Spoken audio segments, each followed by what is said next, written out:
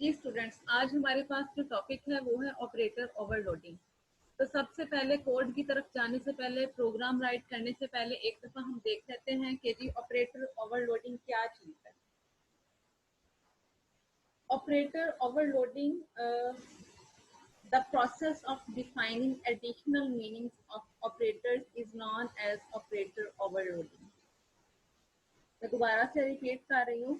The process of defining additional meanings of operator is known as operator overloading.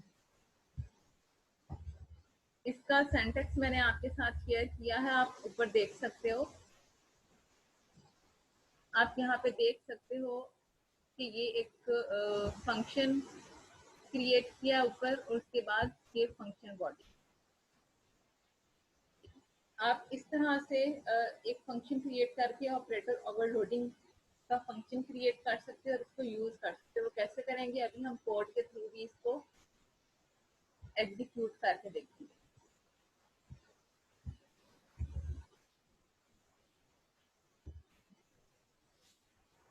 अच्छा जी, operator overloading क्या है? The process of defining additional meanings of operators is known as operator overloading. It enables an operator to perform different operations depending on the type of operands. It also enables the operators to process the user defined data type. जिस तरह की आपको पता है कि plus का sign आप use करते हो एडिशन के लिए, ऐसा ही है ना। माइनस का साइन करते हो आप सब्ट्रैक्ट करने के लिए, माइनस करने के लिए। इसी तरह से फिर आप मल्टीप्लिकेशन का साइन यूज करते हो, इसी तरह आप डिवीजन का साइन यूज करते हो। लेकिन आप यहाँ पे देख सकते हो कि हमने जो पहले काम किया था उसमें जब हम फंक्शन क्रिएट करते हैं तो हम फंक्शन नेम लिखते हैं, लेकिन यहाँ पे हम इन ऑपरेटर्स का यूज कर रहे हैं। तो ये ऑपरेटर जो है किस तरह से हम यूज करेंगे, that is called operator overloading.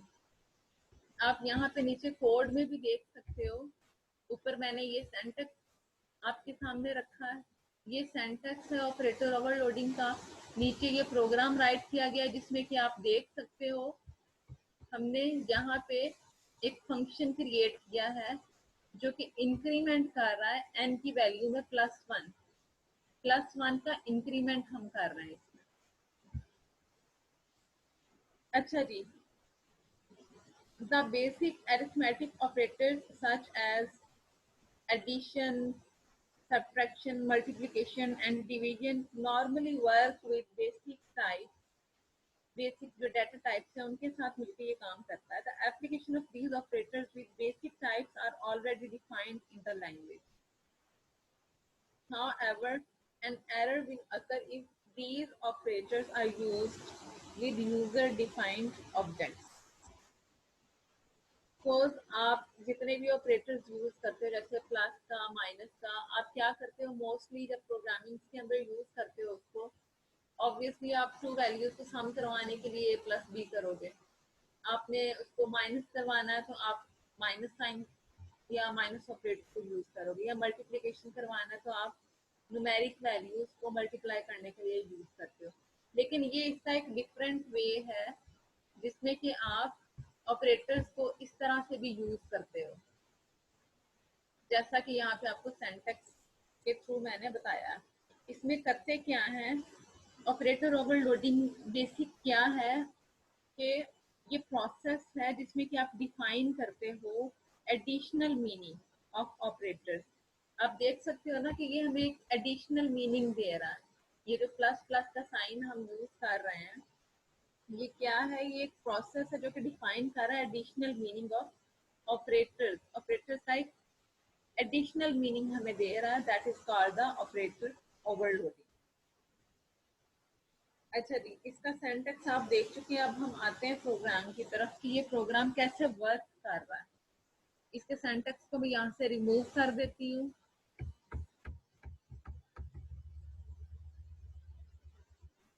अब आ जाएं आप प्रोग्राम की तरफ।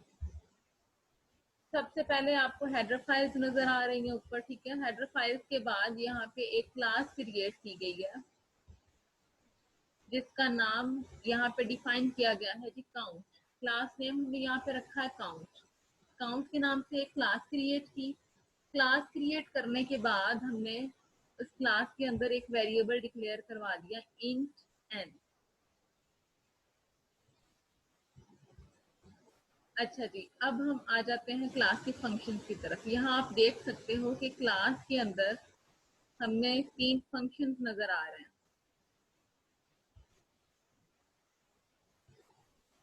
काउंट, काउंट के अंदर हमने क्या किया है कि हमने एन को 0 वैल्यू असाइन कर दी है। हमने स्टार्ट में एक वेरिएबल डिक्लेयर करवाया था इंट एन, तो हमने काउंट के अंदर हमने एक फंक्शन नेम रखा है काउंट। ठीक है, काउंट का एक फंक्शन क्रिएट किया। उस फंक्शन के अंदर हमने कुछ भी नहीं किया, हमने जस्ट इतना सा काम किया है उस फंक्शन के अंदर। ये जो फंक्शन हमने काउंट के नाम से फंक्शन बनाया है क्लास काउंट के अंदर, इस क्लास के अंदर एक फंक्शन बनाया और उसके अंदर हमने जस्ट एन को वैल्यू असाइन कर दी है जी 0। अब हम इस फंक्शन को कैसे कॉल करेंगे वो नीचे मैं आपको जाके बताती हूँ मेन फंक्शन के अंदर बाद में। अच्छा जी, ये फर्स्ट फंक्शन हो गया। अब सेकंड फंक्शन की तरफ आ जाएं, वॉइड शो। वॉइड शो का एक सेकंड फंक्शन बनाया। इसके अंदर हमने क्या किया, वॉइड शो, जैसा कि इसके नाम से जाहिर है कि ये आपको आउटपुट डिस्प्ले करवाएगा स्क्रीन पे। वो क्या आउटपुट शो करवाएगा वो अभी हम देखते हैं। वॉइड शो क्या करवा रहा है, ये सी आउट करवा रहा है n इज इक्वल टू, ये एज इट इज स्क्रीन पे आएगा। फिर यहाँ पे इस n के थ्रू n की वैल्यू स्क्रीन पे शो होगी। n की वैल्यू अभी के लिए क्या है, n इज इक्वल टू 0। तो वॉइड शो क्या करेगा, n इज इक्वल टू 0 ये स्क्रीन पे शो करवा देगा, क्योंकि यहाँ पे हम सी आउट यूज कर रहे हैं। तो ये सी आउट जो स्टेटमेंट है ये स्क्रीन पे प्रिंट करवा देगी n की वैल्यू। अच्छा जी, नेक्स्ट अब आप देख सकते हो कि हमने यहाँ पे ऑपरेटर का यूज किया।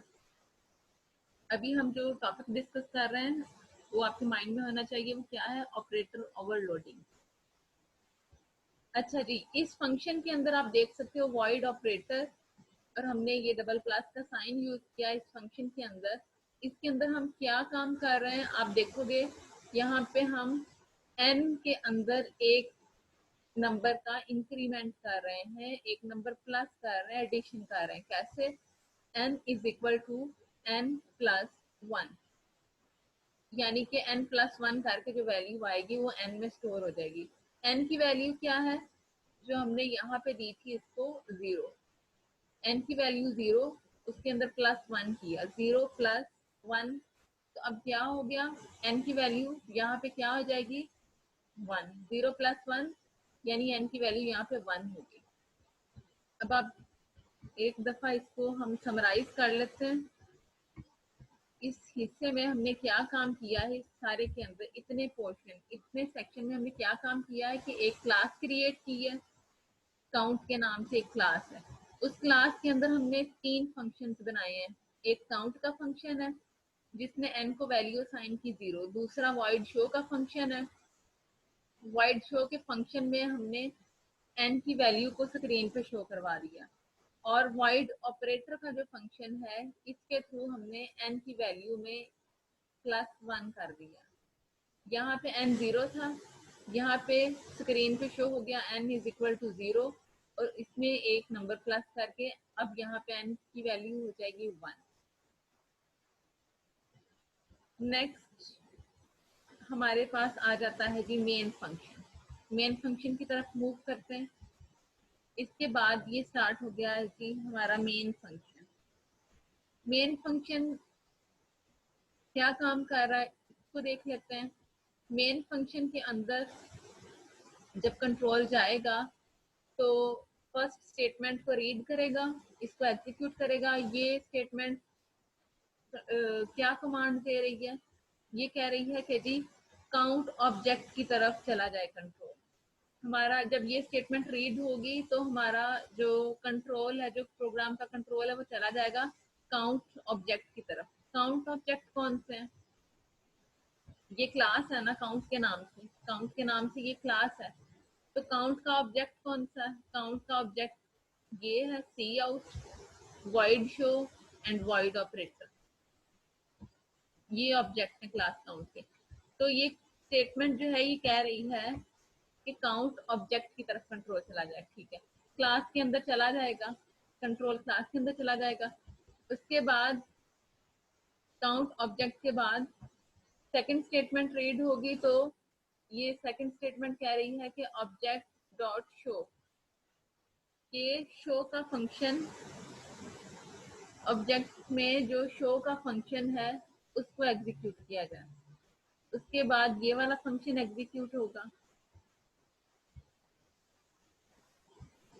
ये वाला फंक्शन स्क्रीन पे शो करवा देगा n इज इक्वल टू 0। उसके बाद ये वाली स्टेटमेंट एग्जीक्यूट होगी कि void ऑपरेटर वाले फंक्शन को एग्जीक्यूट कर दिया जाए। जब यहाँ पे कंट्रोल आएगा ये इस स्टेटमेंट को रीड करेगा, इस स्टेटमेंट को रीड करने के बाद कंट्रोल यहाँ पे आ जाएगा और क्या करेगा, n में +1 कर देगा। +1 करने के बाद क्या होगा, नेक्स्ट स्टेटमेंट पे जाएगा कंट्रोल और ये क्या करेगा, ऑब्जेक्ट डॉट शो। ये स्टेटमेंट कह रही है कि जी आप शो के फंक्शन को एग्जीक्यूट कर दो। ये वाली जो स्टेटमेंट है ये कंट्रोल को मूव कर देगी यहाँ पे void शो की तरफ। अब जब n में +1 हो गया तो n की वैल्यू क्या होगी, 1। तो अब जब void शो का फंक्शन रन होगा तो ये स्क्रीन पे शो करवाएगा n इज इक्वल टू 1। अब 0 नहीं करवाएगा, अब 1 करवाएगा। आप यहाँ पे थोड़ा सा इस पे फोकस करो कि ऑपरेटर ओवरलोडिंग के बाद एक दफा ऑब्जेक्ट डॉट शो हो रहा है और एक दफा ऑब्जेक्ट डॉट शो से पहले। इससे पहले जो होगा ऑब्जेक्ट डॉट शो, ये जो वैल्यू शो करवाएगा n की, ये n इज इक्वल टू 0 करवाएगा। इसके थ्रू उसमें एक नंबर का प्लस हो जाएगा n की वैल्यू में, और अब जब ऑब्जेक्ट डॉट शो में जाके वो n की वैल्यू को शो करवाएगा तो उसमें क्या करवाएगा, n इज इक्वल टू 1। इसको हम रन करके देखते हैं। इसको अब हमने जब रन किया है तो आप देखो कि पहले उसने क्या किया, n is equal to 0 show करवाया और उसके बाद उसने जब ये वाला फंक्शन रन हुआ तो उसने उसको क्या करवा दिया, n की वैल्यू में +1 करवाया। तो उसके बाद जब ऑब्जेक्ट डॉट शो एग्जीक्यूट हुई स्टेटमेंट, कंट्रोल यहाँ पे आया तो अब उसने n की वैल्यू को 1 शो करवा दी। तो that is called operator overloading. कि आप प्रोग्राम्स को जब प्रोग्राम्स के अंदर जब आप ऑपरेटर्स को यूज करते हो तो इस तरह से भी आप ऑपरेटर्स का यूज कर सकते हो। That is called operator overloading. The process of defining additional meaning of operators is known as operator overloading. ये जरूरी नहीं है कि जस्ट आप प्लस करवाने के लिए ही उसको यूज करोगे। आपने इस तरह से void ऑपरेटर का एक फंक्शन क्रिएट किया